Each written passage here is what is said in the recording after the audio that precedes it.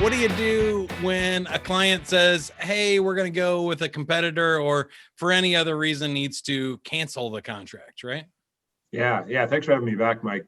It's a thing that happens, right? It happens to all of us. And there's a couple of ways that can go, one of which doesn't end up being very good, and another one that ends up in a potentially better place.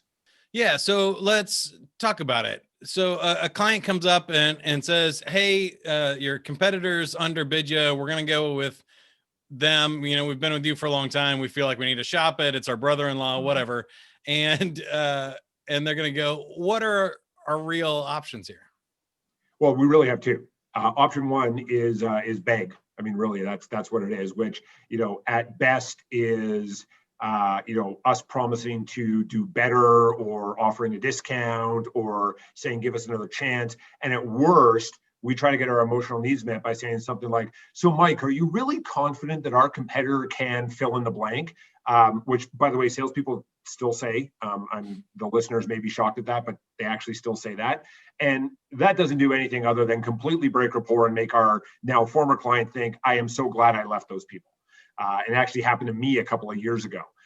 Now, the other choice we have is take away the awkwardness of potentially doing business together in the future. We're all human, and there's all these social contracts and things like that we tend to forget about in sales. But especially if our client, our now former client, is brave enough to tell us, right? We've had it where in my sales career before I joined Sandler, clients just disappear. Right. And probably most of the listeners have switched a vendor, whether personally or professionally, and never told the other vendor, A, that they were leaving, or B, why. So when we take that awkwardness away and say, Mike, appreciate you letting me know that, really enjoyed working with you over the past however long. You know what? I certainly hope everything works out with your new provider. If it doesn't, there's no hard feelings on my end. Are you comfortable giving me a call back and saying like, hey, it didn't go as well as I thought it would. Can we talk about re-engaging? Because when we do that, we take away that awkwardness and we rebuild that social contract with our now former client. What is one attitude you would like people to have? No now doesn't mean no forever.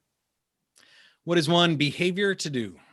Establish the ground rules in advance for how do we stay in touch over the course of them being with their vendor until we possibly work together again. And the best technique to use?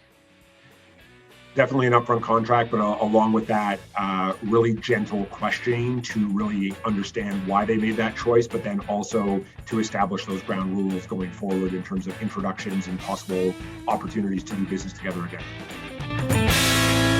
Thank you for watching this highlight video from the How to Succeed podcast. You can subscribe to the podcast on iTunes, Google Play, and Spotify, or click subscribe right here on YouTube to get notices about future episodes. And remember, whatever you are, be a good one.